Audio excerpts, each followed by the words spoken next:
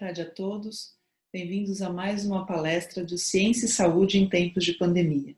Eu sou Bianca Schiavetti, gastroenterologista, e a mim coube a falar sobre a Covid e doenças inflamatórias intestinais. Então nós vamos começar primeiro falando sobre o que são as doenças inflamatórias intestinais. As DIs são caracterizadas por doenças crônicas, sem cura, de caráter autoimune, que cursam com períodos de atividade e períodos de remissão, onde a doença então está dormindo, está quieta.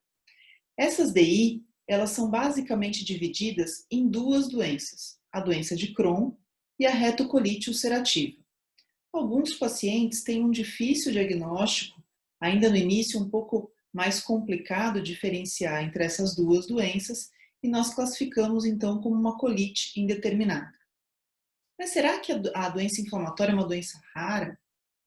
Então esse aqui é o Dr. Burrill Bernard Crohn. Ele não foi o que descobriu propriamente a doença de Crohn, mas ele foi o primeiro autor de uma publicação feita em 1932, onde existiam então 14 relatos de caso do que na época era chamado da ileite regional, que depois veio então a ser denominada como doença de Crohn. Mas os primeiros relatos da doença datam de 1912.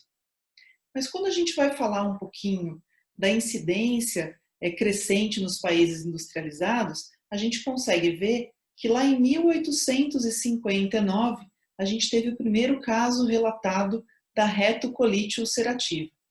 Então a gente consegue ver nesse gráfico que a incidência nos países começam a crescer junto com a industrialização desses países, junto com a ocidentalização desses países.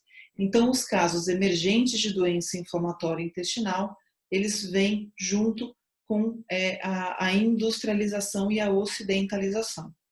E isso é bem visto nesse mapa de incidência global, separado em doença de Crohn e na retocolite ulcerativa, onde é visto incidência por 100 mil habitantes por ano, entre 1990 e 2016, onde fica nítido que os países com maior incidência são países que tiveram uma industrialização e uma ocidentalização mais rápida. Então a gente vê aqueles que têm uma menor taxa, que são países menos industrializados.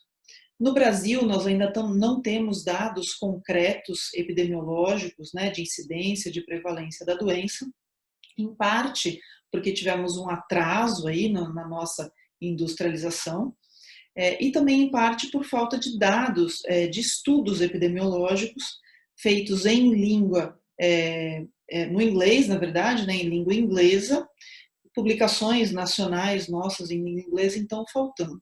Esse ano, o GDIB, que é o Grupo de Estudo em Doença Inflamatória Intestinal no Brasil, vai inicializar, então, o cadastro nacional de pacientes, e isso vai conseguir dar para a gente dados mais robustos, epidemiológicos, no país.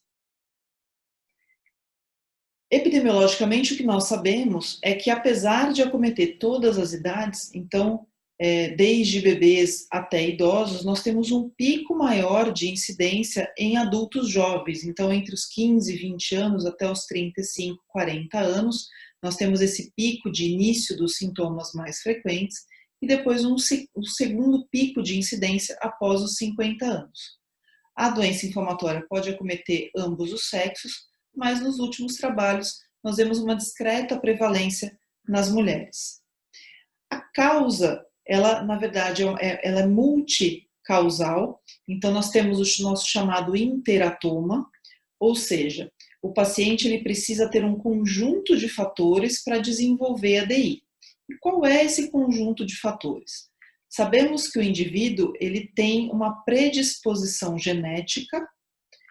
Durante a sua vida, ele acaba sendo exposto a alguns fatores de gatilho ambiental que vão alterar, então, a sua microbiota, mudar o seu sistema imunológico, então dar o start para o processo inflamatório. Quais seriam esses gatilhos ambientais, esses fatores externos? O que nós já temos bem estabelecidos seriam o tabagismo, aumentando então o risco para a doença de Crohn, mas curiosamente tendo um fator protetor na retocolite ulcerativa, por isso que alguns trabalhos já foram feitos, inclusive testando a nicotina para retocolite, porém sem sucesso.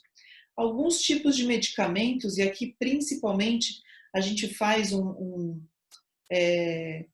a gente dá um crédito maior para o uso indiscriminado de antibiótico na infância, até por alterar mais a microbiota dos pacientes. Existe a chamada teoria da higiene, ou seja, um ambiente muito estéril na infância, aumentando o risco de doença inflamatória na idade adulta, porque você diminui o desenvolvimento, então, de anticorpos naquela criança. A industrialização, como a gente já viu naquele mapa de incidência global, e a dieta. Então, a gente sabe aí que a amamentação, a vitamina D, elas têm aí um papel fundamental, e a dieta industrializada, né? A dieta industrializada, ela tem um papel aí como fator agressivo, como um gatilho ambiental também para as DIs. Existe uma característica de transmissão familiar, então até 10% dos pacientes têm história familiar, e a gente vê então risco maior entre irmãos, principalmente quando a gente vê filhos com ambos os pais com doença inflamatória, é um risco muito aumentado. E aí, separando um pouquinho as duas doenças, vamos falar agora especificamente da retocolite ulcerativa. Ela afeta exclusivamente o colo, né? Então o intestino grosso, inicia-se quase sempre pelo reto, pode se estender então por todo o colo. Essas lesões, elas são contínuas, então elas se iniciam pelo reto de maneira contínua, podendo acometer todo o colo, e afetam principalmente a mucosa, a parte mais superficial, então, do intestino grosso. Então, a localização dela pode ser somente uma proctite, uma colite esquerda ou uma pancolite, quando você pega todo, então, o intestino grosso. De aspecto clínico, é claro que vai depender muito o sintoma da extensão dessa doença e da gravidade da inflamação. Mas, sem dúvida, que o sintoma mais predominante é a diarreia com presença de muco e de sangue. É claro que se eu tenho um paciente que tem, deixa eu voltar aqui, um quadro de uma proctite leve, ele vai ter um sintoma diferente daquele paciente que tem uma pancolite grave. Mas a diarreia com muco e sangue é um sintoma predominante. Eu posso ter anemia, cólica abdominal, perda de peso e febre, são comuns mais em pacientes mais graves. Como diagnóstico diferencial, infecções, sejam elas bacterianas, virais ou parasitárias, quadros isquêmicos, outros tipos de colite, pseudomembranosas ou actínicas, uso aí de alguns medicamentos, outras doenças autoimunes, e aqui eu coloco a própria doença de Crohn, quando ela afeta o colo. As maiores complicações da retocolite ulcerativa, sem dúvida, é a hemorragia maciça, principalmente nos quadros de pancolite grave. Estenoses são menos frequentes, o megacólon a gente vai falar quando vier a parte dos exames, e a neoplasia de cólon, por conta aí do fator da displasia, principalmente nas doenças de maior tempo de curso de doença. E como é que normalmente esses pacientes evoluem?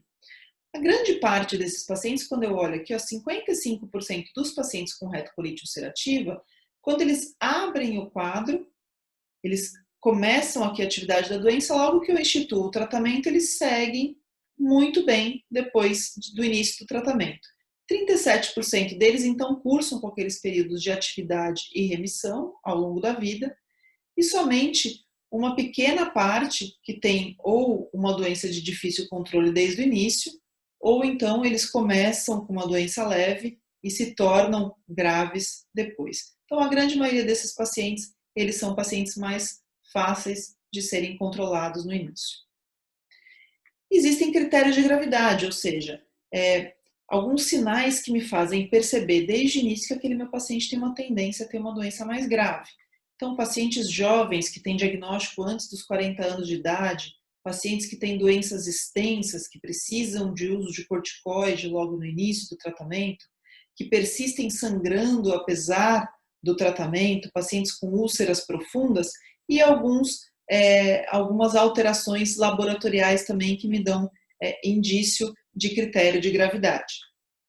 Já na doença de Crohn, Ela pode afetar todo o tubo digestivo, então da boca até o ânus. A inflamação no Crohn ela é descontínua, ou seja, ela tem lesões em salto, intercala áreas boas com áreas doentes, e ela é transmural, ela pega todas as camadas do intestino. A localização, então, da doença, ela tem uma predileção pela região ali do ilho terminal, né? Então, é uma região mais afetada, embora ela possa pegar todo o tubo digestivo. Então, eu posso classificar essa localização da doença de Crohn de várias maneiras. Ela pode também ser somente na região perianal, sem ter nenhuma localização aí dentro do lúmen. Aspectos clínicos também variam de acordo com a localização, mas sem dúvida que a dor abdominal crônica é o principal sintoma da doença de Crohn.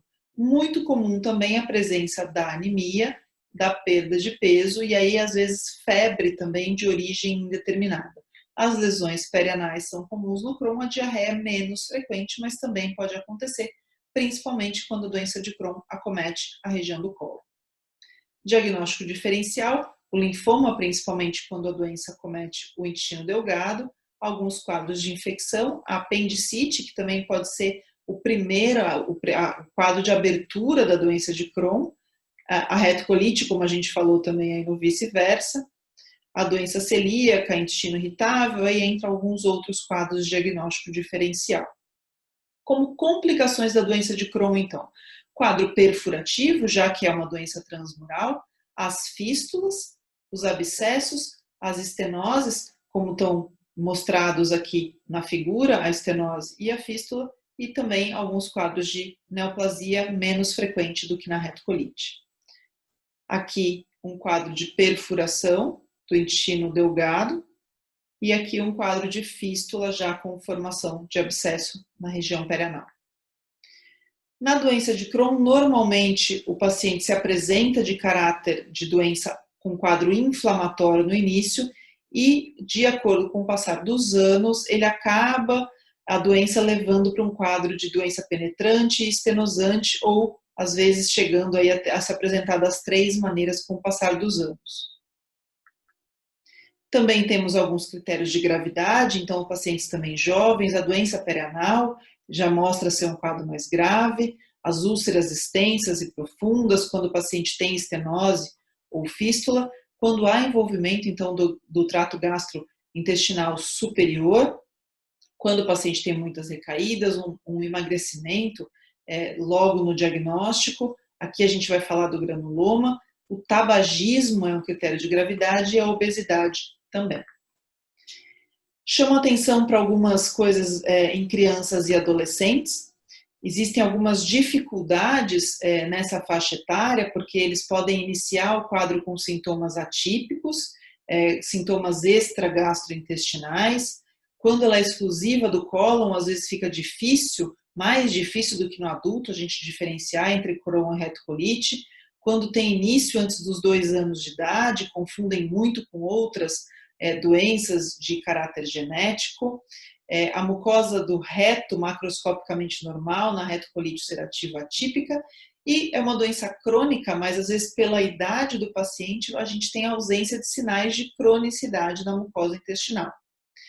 E de particularidade clínica, então, na criança e no adolescente, o que eu tenho? O déficit de crescimento é muito importante. No momento do diagnóstico, 85% dos pacientes têm déficit de crescimento na doença de Crohn.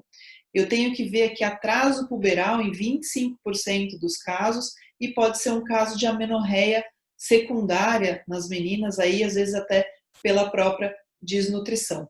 E a diminuição ou parada da maturação sexual nesses pacientes.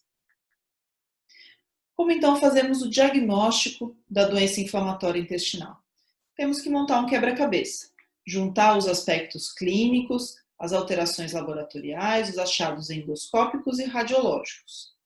Laboratorialmente, pedimos, é claro, o hemograma completo, onde vamos ver a anemia, ver se o paciente tem leucocitose ou plaquetose, que podem acontecer por inflamação ou processo infeccioso associado. A proteína C pode nos dar um dado bem importante, que quando está aumentada pela atividade inflamatória. É uma pena que nem todo paciente aumenta a proteína C reativa quando está com atividade da doença. 30% deles tem PCR normal, apesar de atividade inflamatória. E a albumina pode nos dar um dado que, quando está diminuída, além de indicar uma atividade inflamatória, também é um indicador de desnutrição. Usamos um exame de fezes chamado calprotectina fecal. A calprotectina é uma proteína ligada ao cálcio, derivada de neutrófilos. Ela é estável nas fezes, resistente à degradação bacteriana, então. Não é específica de doença inflamatória, ela pode aumentar em alguns casos, em casos de gastroenterite, uso de anti-inflamatório, no câncer coloretal, mas esse aumento ele não é tão expressivo como na doença inflamatória intestinal. Então, por exemplo, tem uma calprotectina normalmente normal de 0 a 50, de 50 a 200 mais ou menos, eu posso ter um aumento inespecífico nesses casos que eu falei, mas acima de 200, em geral, ela está mais associada com a doença inflamatória. Se eu tenho um paciente com sintomas muito sugestivos de doença inflamatória, eu faço uma calprotectina fecal e ela vem em mais de 1000, me faz muito ajuda para fazer uma hipótese diagnóstica de doença inflamatória intestinal. E aí depois vai me ajudar também a acompanhar a resposta ao tratamento daquele meu paciente. Então ela tem boa correlação com a atividade endoscópica histológica e pode me predizer também uma recidiva e me ajudar a resposta do meu tratamento. Os exames então endoscópicos. A ileocolonoscopia vai ser um dos exames de padrão ouro para eu acompanhar esse meu paciente. Esse exame ele vai ver, então, a extensão e a atividade da doença. Vai me possibilitar fazer as biópsias, tanto para o diagnóstico como para o rastreamento, depois de possíveis áreas de neoplasia. Me possibilita o controle endoscópico, então, para eu olhar a cicatrização da mucosa, que vocês vão ver lá para o final, que é o meu objetivo de tratamento. E eu só preciso ter muito cuidado para realizar esse exame na fase ativa da doença, porque eu posso ocasionar uma perfuração. Por que está sublinhado aqui ileocolonoscopia? Porque é muito importante que o profissional, o endoscopista que vai fazer esse exame, ele entre no ilho terminal desse paciente, porque como nós vimos, a região do ilho terminal ela é a região de preferência para o acometimento da doença de Crohn. Então, muitas vezes o paciente vai fazer a colonoscopia, ele passa por todo um preparo, e o profissional que vai realizar o exame para o exame na região do seco, e todo o cólon está normal, mas esse paciente ele pode ter uma doença na região do ilho e não ser vista. Na retocolite ulcerativa, nós usamos o chamado score de Mayo para classificar a atividade da doença. Então, aqui eu tenho um cólon normal, e aí eu tenho Mayo 1, 2 ou 3.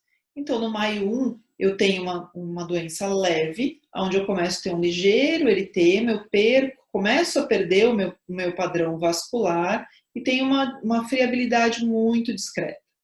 Já no Mayo 2, numa doença moderada, eu tenho um eritema um pouco maior, eu perco o padrão vascular e começo a ter erosões. No Mayo 3, uma doença grave, eu tenho sangramento espontâneo e já tenho a presença de úlceras.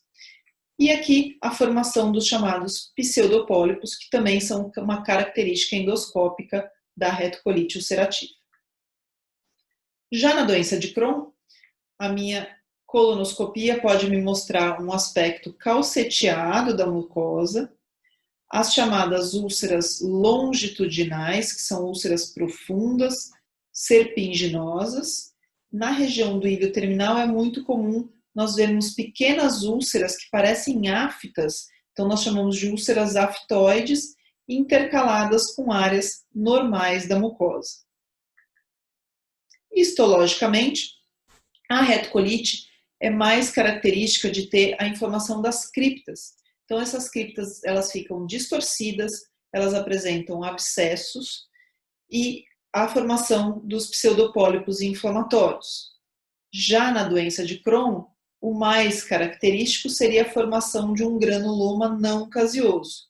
Esse granuloma ele se apresenta somente em 30% dos casos. Então, quando a gente consegue ver na histologia esse granuloma não caseoso, ele é muito mais fidedigno da doença de Crohn, e um mau preditor da doença, né? Ele entra como um fator de mau prognóstico.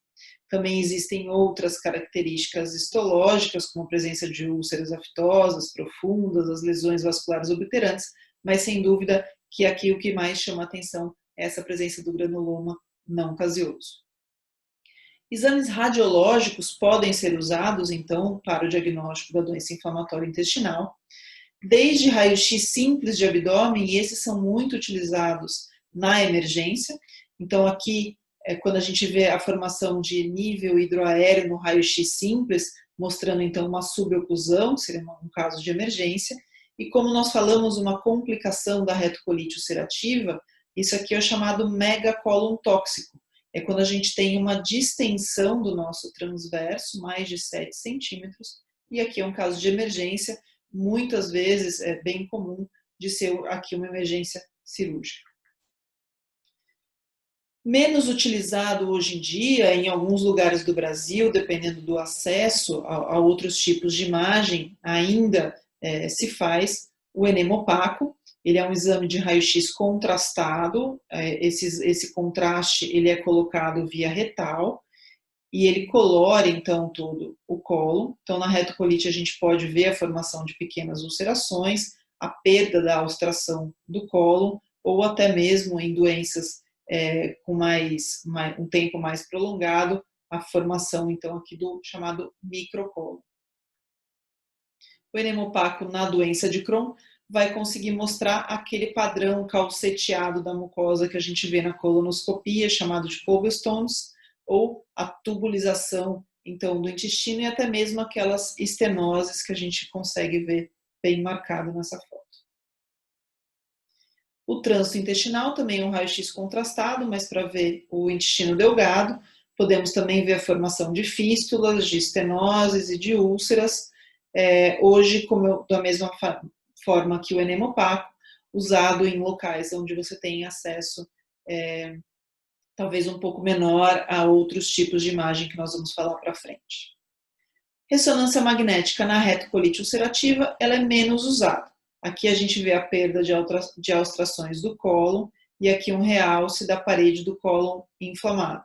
Então, alguns casos em que você tem contraindicação para fazer a colonoscopia, você pode usar a retocolite na ressonância na retocolite, mas sem dúvida que a ressonância ela é mais utilizada na doença de Crohn, principalmente nesses casos, onde você vai fazer avaliação de lesões perianais, aqui no caso para avaliação das fístulas. Então, qual seria o exame que a gente usa para avaliar o delgado, né? Quando a gente não chega por cima via endoscopia, nem por baixo via colonoscopia, a gente fica com uma região, um ponto cego ali da região do delgado, aqui entra a enterografia. Ela pode ser feita por tomografia computadorizada ou por ressonância. Ela avalia, então, toda a cavidade abdominal. Ela vai ver as estenoses, as fístulas, os abscessos, o espessamento de alça. Ela faz uma avaliação, então, multiplanar das alças intestinais e tem por objetivo, então, além de discriminar a alça, de estender o lúmen, visualizar a parede intestinal, identificar os vasos nutridores. Esse aqui é o objetivo dela, que é avaliar o mesentério. Hoje a gente sabe que é de extrema importância para a nossa avaliação da atividade da nossa doença. E com isso ela consegue diferenciar entre inflamação e fibrose. Por que que isso é importante? Porque inflamação eu trato com remédio. Fibrose, muitas ou quase sempre, eu preciso encaminhar para algum tipo de procedimento cirúrgico. Então, na fase aguda, eu vou ver um realce mucoso aumentado, vou ver estratificação e espaçamento parietal, densificação de gordura mesentérica e o engordamento da vasa recta, o que antes a gente chamava de sinal do Pente. Então, tudo isso, esses achados de fase aguda, eu consigo ver bem na enterografia, tanto pela tomografia computadorizada como pela ressonância nuclear magnética. E hoje a gente tem visto muito o uso da ultrassonografia como auxiliar na doença inflamatória, tanto para diagnóstico como para acompanhamento dos nossos pacientes. É um método mais acessível, rápido, barato e não invasivo. Ele é acurado, tem uma sensibilidade semelhante à tomoressonância mais ele é operador dependente. E existe uma curva de aprendizado necessária. Né? Seria um método de escolha para crianças e gestantes. Ele ainda está muito inicial no Brasil. Nós temos uma colega de São Paulo que ficou 1 ano em Milão, aprendeu o método, está replicando no Brasil, mas a gente precisa realmente de um médico habilitado para fazer o exame. Então, ainda precisamos de um tempo maior para o uso, mas sem dúvida que vai ser de grande valia, principalmente em locais onde não se tem tomografia e ressonância. E como que a gente vai tratar, então, esse paciente? Antes da gente tratar, a gente precisa fazer algumas avaliações, não só antes, como durante o tratamento. Sem dúvida que a avaliação da tuberculose latente ou ativa é muito importante, principalmente no nosso país. Vivemos num país onde as taxas de tuberculose são altíssimas. Além da tuberculose, infecções graves ou oportunistas, as hepatites virais, temos que descartar, se for uma mulher, se ela não está gestante, e checar a caderneta de vacinação do nosso paciente. O screening para tuberculose ele é feito com um PPD e um raio-x de tórax. Se o paciente tiver um PPD forte reator, ele precisa ser encaminhado para avaliação de um infectologista ou pneumologista. Se for uma tuberculose ativa, logicamente que ele vai tratar primeiro a tuberculose. Se esse paciente tiver somente um PPD reator sem tuberculose ativa, ele vai ter que passar por uma quimioprofilaxia com uso de isoniazida por no mínimo 6 meses. E aí a gente pode começar o tratamento dele, dependendo com o medicamento de imediato, dependendo de qual medicamento que for, depois de 1 mês do início da isoniazida. Sobre a vacinação, dependendo do medicamento, esse paciente, após o início do tratamento, ele não vai poder usar nenhum tipo de vacina que seja feita de vírus atenuados, ou seja, vírus vivos. Ele só vai poder depois receber vacinas de vírus inativados, de vírus mortos. Então, isso é uma coisa para o resto da vida. Então, se é uma doença que não tem cura e esse paciente vai iniciar um tratamento, muitas vezes nós vamos ver agora, logo depois, com imunossupressores, com terapia biológica, eu preciso checar, então, a caderneta vacinal desse paciente, se tiver alguma vacina que ele necessite tomar, que ela seja feita antes, e depois esse paciente tem que ser muito bem orientado no curso da sua vida, quais vacinas ele não vai poder receber. Em 1955, então, começou-se o tratamento clínico para as doenças inflamatórias intestinais. Até esse ponto eram só feitos tratamentos cirúrgicos. Aqui se começou com o uso de corticoide. Logo depois vieram os derivados aminosalicílicos. O primeiro foi a sulfasalazina. Depois começaram os imunossupressores. Aqui entrou o Cinquasa, que é a mesalazina. Outros tipos de corticoide, outros imunossupressores, até que a gente chegou em 1998 nos Estados Unidos. A gente teve a liberação aqui no Brasil, começou o uso em 2001, do primeiro chamado biológico, né? A primeira terapia biológica, o imunobiológico. E aí a gente veio numa sequência, a gente olha e acha que é muita coisa, mas na verdade aqui a gente tem poucas drogas à nossa disposição para o tratamento desses pacientes.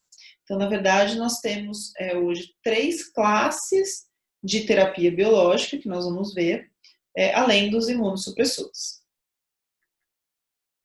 Então, os corticoides. Quando que a gente usa o famoso corticoide? Ele é muito útil para induzir a remissão da doença. Então, o que seria induzir a remissão? Se eu tenho uma doença refratária, eu uso como ponte de tratamento.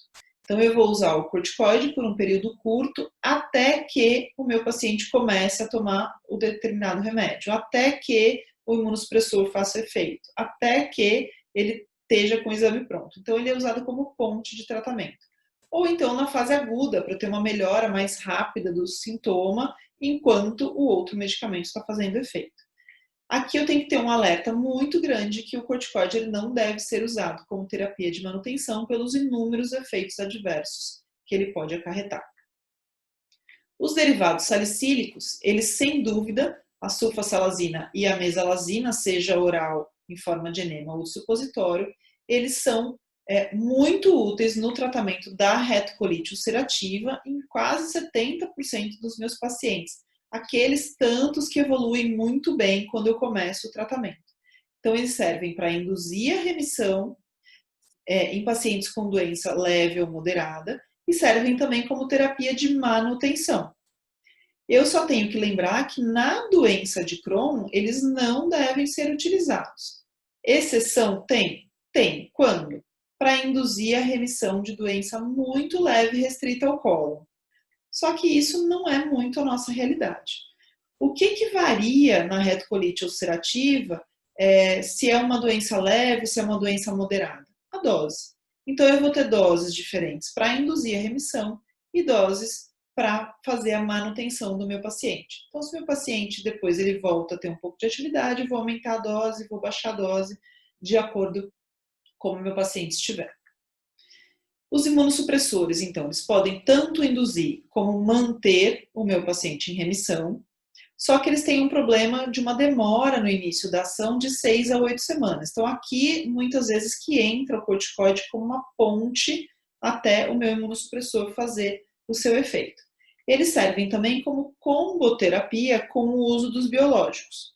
Porque, como a gente vai ver, alguns biológicos, eles têm um poder de imunogenicidade, né, do organismo criar anticorpo antidroga.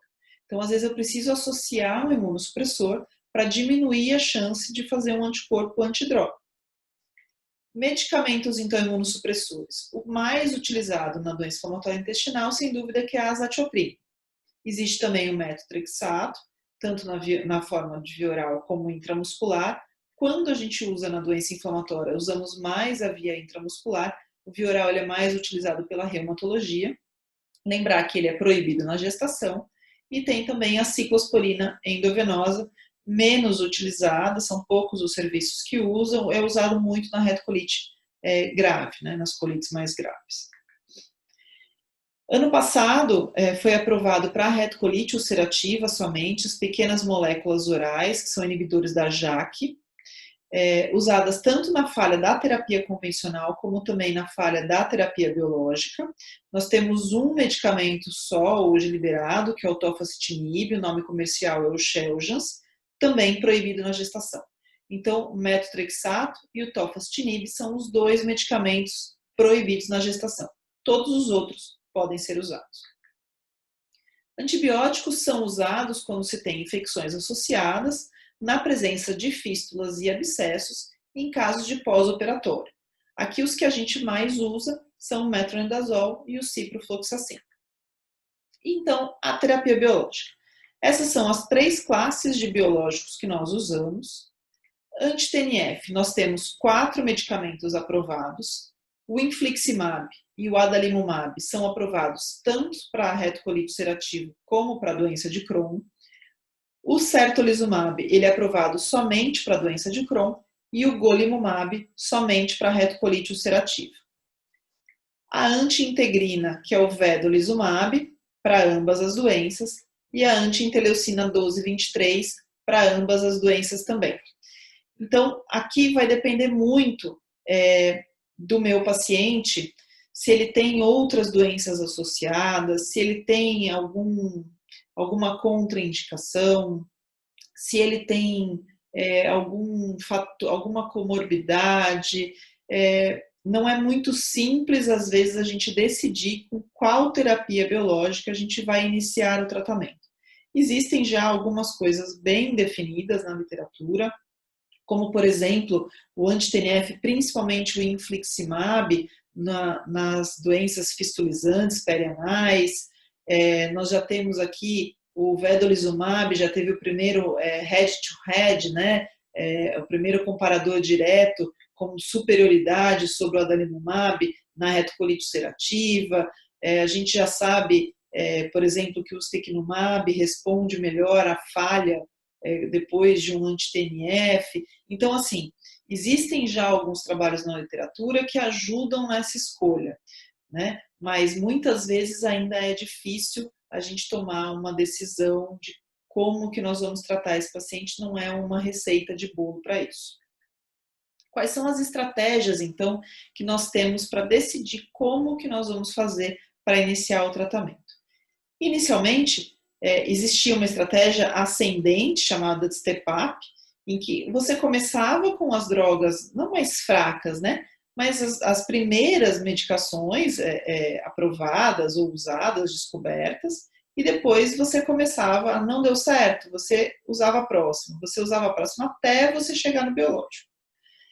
Depois de um certo tempo, começou a ter uma subida um pouquinho mais rápida nessa pirâmide, né? A gente começou a ver que às vezes a gente precisava correr um pouquinho mais para usar esse tipo de medicação.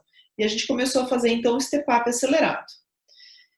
Com aquele conhecimento todo, daqueles critérios de gravidade, a gente começou, e com conhecimento maior sobre todos o uso dos biológicos, nós invertemos essa pirâmide e hoje utilizamos muito essa estratégia descendente que é chamada top-down. Ou seja, invertemos a pirâmide, muitas vezes já naqueles pacientes com critérios de gravidade, nós começamos já o tratamento com a terapia biológica. Sabemos hoje que somente a melhora dos sintomas não nos basta, nós precisamos então que esse paciente, além de ter uma remissão clínica, que ela seja sem o uso de corticoide, precisamos cicatrizar a mucosa, ou seja, a gente precisa rever aquela mucosa, aquela colonoscopia ou aquele exame radiológico e não ter mais aquelas úlceras, ver aquilo cicatrizado, porque somente com essa cicatrização a gente vai conseguir então mudar o curso natural da doença. E aonde que a Covid se encaixa então nisso tudo? O que muda durante essa pandemia toda? O que nós vamos tentar nortear um pouco disso? Primeiro, quais são os riscos do meu paciente nesse período de pandemia? Os sintomas, eles são semelhantes ou não? Como que eu vou ajudar o meu paciente a se nortear em relação às consultas e os exames nesse período? O que eu faço com as medicações? E qual é, então, o conceito de vacina em relação às duas doenças? Primeira coisa que precisa ficar bem estabelecida é a diferença entre o que é o SARS-CoV-2 e o que é Covid-19. Então, assim, quando a gente fala em infecção, eu tenho que lembrar que a infecção é pelo vírus SARS-CoV-2 e a Covid-19 é a doença. Então, o meu paciente portador de doença inflamatória intestinal, ele tem o mesmo risco que a população normal a se infectar pelo SARS-CoV-2. Então, ele não tem um risco adicional de infecção somente por ele ter a doença. Ele não tem um risco adicional de se infectar pelo SARS-CoV-2 por estar usando qualquer tipo de medicamento. Agora, e se ele ficar infectado? Será que ele tem um risco maior de ter uma Covid-19, de desenvolver a Covid-19 mais grave? Também parece que não. Existe um registro mundial que nós temos feito de todo paciente com doença inflamatória intestinal infectado pela Covid-19. E no dia 31 de maio, no final, quase meia-noite do 31 de maio, eu fiz o levantamento desse banco de dados e existiam 1.302 pacientes relatados com Covid-19, Covid-19 não, com a infecção pelo SARS-CoV-2 confirmadas. 396 pacientes desses, ou seja, 30% necessitaram de hospitalização, 6% somente em UTI e tiveram 45 óbitos, ou seja, 3% desses pacientes foram a óbito. Mas o que chama atenção é que desses pacientes que foram a óbito, somente 1% desses pacientes não tinha comorbidades. 20% deles tinha mais de 3 comorbidades. Ou seja, o que possivelmente levou esse paciente a óbito não foi a doença inflamatória intestinal como comorbidade, e sim outras coisas. Era um paciente diabético, era obeso, tinha problema cardiopata, algum problema pulmonar. Então, assim, parece que o nosso paciente com doença inflamatória, ele não tem um caráter maior de gravidade da Covid-19, caso ele seja infectado pelo SARS-CoV-2. Existem alguns sintomas digestivos já conhecidos na Covid-19. A perda de apetite é o maior deles, 78%. Depois, todo mundo já tem ouvido falar na diminuição do paladar e do olfato. Mas então, quando a gente fala de digestivo mesmo, a gente vê que a diarreia varia muito nos estudos, de 3 a 34%. A náusea variando também de 2 a 17% nos estudos. E dor abdominal e vômito de 2 a 6%. Então, existem sintomas digestivos, mas se a gente tirar a perda de paladar e olfato e a perda de apetite, que podem ser comuns em tantas outras infecções, a gente fica com uma porcentagem não muito grande de sintomas digestivos. Então, situações em que eu preciso ter cuidado, eu vou dar um exemplo aqui. Se eu tenho um paciente já com diagnóstico de doença inflamatória intestinal, ele está bem, está em remissão, está na casa dele, e aí ele começa a apresentar um quadro de febre, dor abdominal e diarreia. Eu preciso ter cuidado para pensar, é uma reativação da doença inflamatória intestinal? Porque se for, talvez eu precise iniciar um corticoide numa fase aguda de doença, ou aumentar a dose de medicação desse paciente. Mas e se isso aqui for uma COVID-19? Esse paciente tivesse infectado com o SARS-CoV-2 e estiver apresentando um quadro de COVID-19. Eu tenho que evitar corticoide e posso precisar parar alguma medicação que ele está usando da doença inflamatória. Então, é claro que, apesar dos sintomas digestivos não serem tão exacerbados na COVID-19, eu preciso, algumas situações, sim, prestar uma atenção maior, ter um cuidado maior com o meu paciente de doença inflamatória para não ter um fator confundidor. Recomendações em relação à colonoscopia. Preciso ver bem qual está sendo a indicação do meu exame nesse momento, qual é o risco do meu paciente, aonde ele vai fazer, se o local está bem preparado, se é seguro, se existe alguma outra opção para aquele motivo que está sendo indicado o exame. Por quê?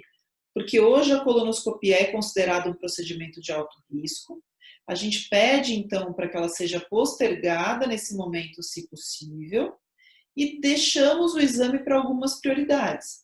Sangramento, por exemplo, retocolite ulcerativa severa, casos de colangite esclerosante primária, ou pacientes que não têm um diagnóstico ainda, mas têm uma alta suspeita de diagnóstica de doença inflamatória e eu preciso fazer um diagnóstico. Então, eu preciso colocar aí, afunilar tudo isso, a indicação, o risco e outras opções, e se for necessário, tentar fazer o exame de uma maneira mais segura possível. Pacientes com doença inflamatória, atividade moderada ou grave, eles devem ser tratados com as mesmas terapias que eu usaria na era pré-Covid. Então, assim, eu não tenho que mudar uma indicação de tratamento para o meu paciente porque estamos na pandemia. O que eu preciso ficar de olho é no meu maior vilão, que é o corticoide. Então, assim, eu devo tentar parar a prednisona para tentar diminuir o risco de prevenir a infecção? Sim, devo tentar parar a prednisona nesse momento, principalmente se o meu paciente usa uma dose maior que 20 miligramas por dia. Pacientes devem parar a terapia se tiverem uma infecção pelo SARS-CoV-2, ou seja, meu paciente veio e falou, fiz um exame, estou positivo para o SARS-CoV-2. Então, ele fez lá qualquer tipo de teste, PCR, teste rápido, ele está positivo, mas ele não está doente, ele não tem sintoma, ele precisa parar o remédio. Quando que isso é apropriado? Qual remédio que é apropriado ele parar? O corticoide, os imunossupressores, então a azatioprina e o metotrexato, e o tofacitinib. Esses é indicado ele parar mesmo sem o quadro de infecção, de doença. Tá? Não precisa parar mesalazina e sulfasalazina e ainda é um pouco incerto a terapia biológica. Agora, e se ele tiver a doença, ele precisa parar a medicação? De novo, derivado 5-ASA não precisa ser parado. Claro que corticoide imunossupressor, o tofacitinib, se ele parou quando estava só com o vírus, óbvio que com a doença ele também vai parar. Ele para sim o anti-TNF, também para o ustekinumab e ainda é discutível a parada ou não do vedolizumab. Agora, o paciente parou o tratamento. Se ele parou porque estava com a infecção, quando que ele volta? Ele reinicia 10 dias depois, no mínimo, desde que ele não desenvolva o sintoma. Então, fez o exame, parou. Volta quando? 10 dias depois, caso não tenha nenhum sintoma. Mas e se ele parou porque estava com a doença? Aí a gente tem duas estratégias para voltar. A primeira estratégia é baseada nos sintomas. Ele vai reiniciar 10 dias depois do início dos sintomas e tendo pelo menos 72 horas, estando sem febre, mas também sem usar nenhum antitérmico e melhorado dos sintomas respiratórios. Ou então, idealmente, a estratégia baseada em testes. Qual é essa? Você usa a estratégia baseada em sintomas e acrescenta 2 testes de PCR de SWAB, que podem ser feitos por oro ou nasofaríngeo, e tem que ser coletados com 24 horas de intervalo entre eles. E, obviamente, os 2 dando negativos. Qual é a nossa grande expectativa? O mundo inteiro espera por uma vacina. Então, assim, nós falamos a respeito de vacina quando eu falei da doença inflamatória intestinal. E aí eu falei para vocês que o paciente com doença inflamatória, quando ele começa o tratamento, ele é visto toda a carteirinha de vacinação dele, porque ele não pode tomar vacina depois que começa imunossupressor, terapia biológica, ele não pode tomar vacina de vírus vivo atenuado, né? Só de vírus morto, inativo. Hoje o mundo todo está de olho numa possível vinda de uma vacina para o SARS-CoV-2, né? E aí eu fico me perguntando, quando essa vacina chegar, ela vai ser de vírus morto ou de vírus vivo? Então, se por um lado a expectativa ela é grande, o que nós vamos fazer se for uma vacina de vírus vivo? Ou eu vou ter que parar o tratamento de quantos pacientes para poder vaciná-los? Ou a gente vai arcar com o risco de não vacinar esses pacientes? Então, com isso, eu concluo para vocês que seja para o tratamento, para o melhor tratamento da doença inflamatória, para quem sabe uma possível cura que venha a existir um dia da medicina genética para o Crohn e para a retocolite, ou para que logo chegue a vacina tão esperada da Covid-19, a medicina toda está dependendo da ciência. Obrigada.